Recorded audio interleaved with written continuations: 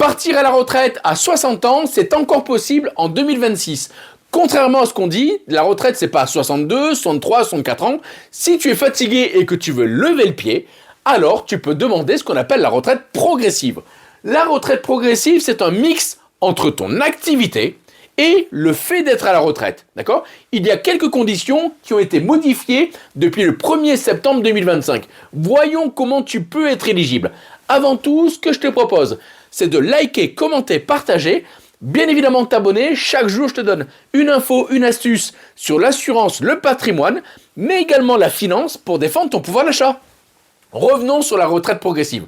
Mets-moi en commentaire. Tu es pour, tu es contre. Si tu as une question, n'hésite pas à réagir.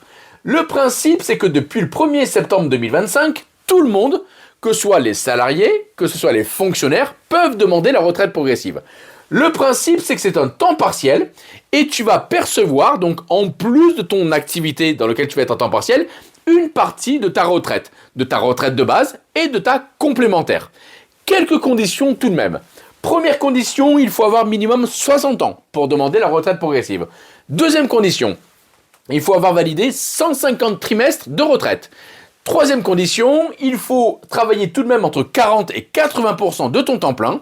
Et donc, exemple, si tu es à 60%, tu vas demander une attestation à ton employeur, une attestation de mi-temps que tu vas envoyer aux caisses de retraite et les caisses de retraite vont débloquer par anticipation ta retraite.